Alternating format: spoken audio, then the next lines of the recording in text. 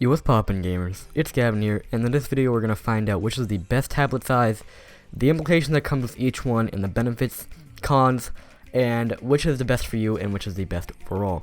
So, without further ado, let's go right into the video.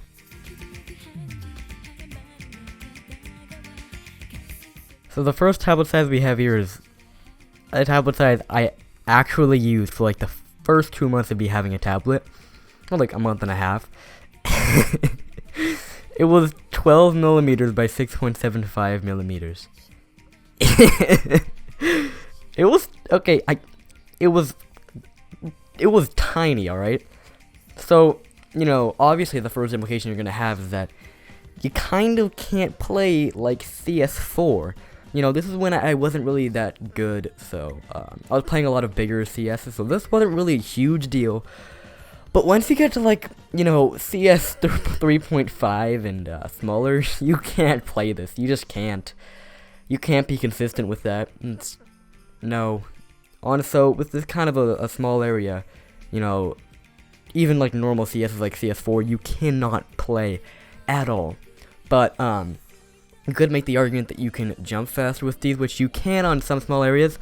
But this is like unbelievably tiny that you will never ever be consistent unless you have the greatest motor skills in the world and the most sensitive tablet in the world.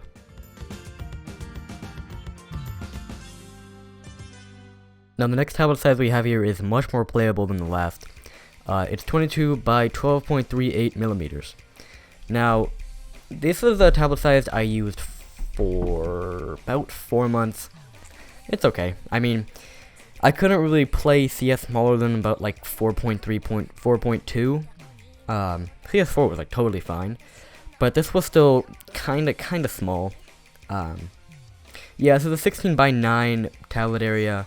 So this is all force aspect ratio. But yeah, with this tablet size, you could play like a lot of modern maps CS4. The CS4 wasn't really a problem.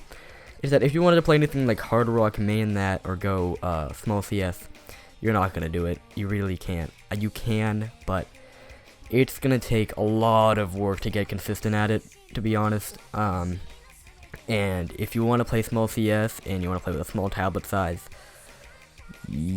yeah, that's not gonna work out. So this tablet size is okay. I used it. I would not recommend it. It's a little hard to get consistent at it. You will get better over time, but I'd steer clear of this if you can.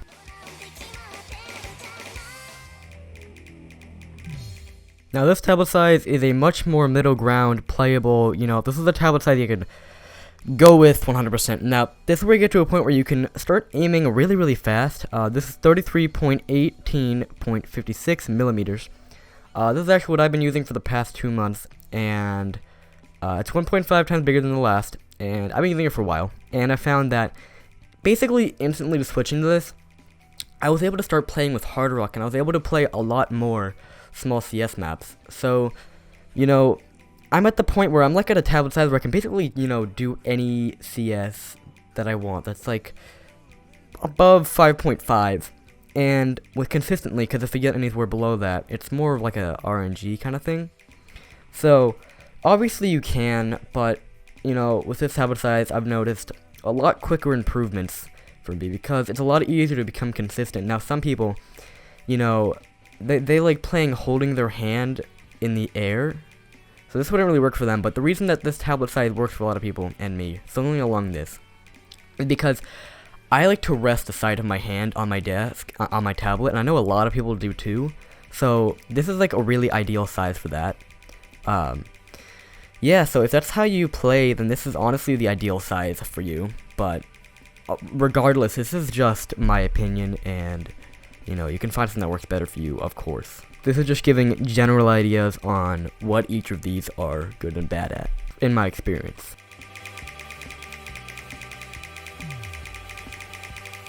So the next tablet size we have here is kind of more like an average one. This is where you get more into a lot more wrist-based aiming, just your wrist, not your fingers. So this is 100% wrist-based aiming. Basically, most people will hold their hand in the air for this. It's 58.73 by 33.04. Kind of a weird number, regardless.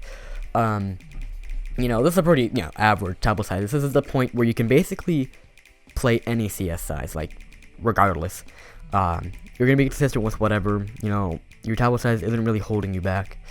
And it's at this point where, consistently becomes not really an issue based on your tablet size and more the player. So, honestly, you can make it this what you want, but this tablet size, I feel, is a very, very happy medium around this. Of course, it's going to be different depending on how big your hand is, but I feel like around this is a very good happy medium for people who like aiming with their wrist.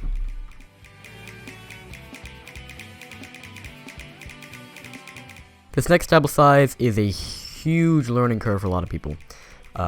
If you come from a lot of finger aiming, even just wrist aiming in that last tablet area, if you lie more there, and you want to move to this, it's going to be a huge, huge shift for you. If you're comfortable with something right now, stick with that. But if you want to go for a little bit larger, something like this, depending on your hand size, of course, with this, a lot of people's hands start to ache. And what they start to do is they start to aim with their arm, which is okay, but this is a little bit, if you ask me, a little bit too small to aim with your arm, but it's a little bit too big to aim with your wrist, so you're kind of in a really awkward medium.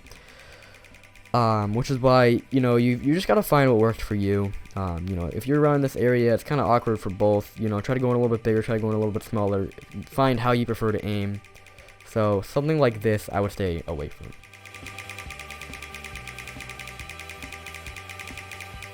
Here we get to full area. This is a lot more based on how strong your arm actually is. You're not going to be aiming with your wrist much here. A lot of this is just going to be aiming, unless you're like Bubble Man, you're going to be aiming with your arm for this. Most people that play this play with their arm. They're aiming with their arm, not much finger movement or wrist movement here. So, really, this tablet size of people who want to play like that, full area, it can be kind of weird because of how huge it is, but you'll be able to improve your consistently incredibly fast with this if you play it right and you genuinely enjoy playing with your full arm.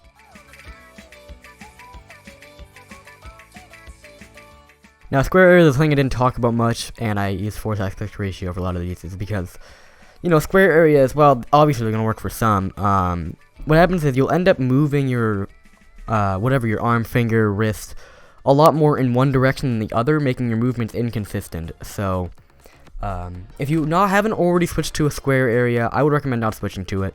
But if you're already on it, you've only ever been using those, go for it.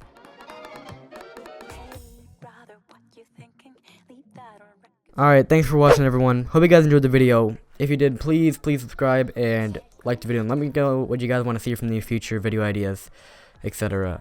Please be sure to join my Discord, because I may be doing more collaboration, and I post that I'm live streaming and etc. on there. And follow me on Twitter. Hope you guys enjoyed the video. I'll see you guys later. Peace out.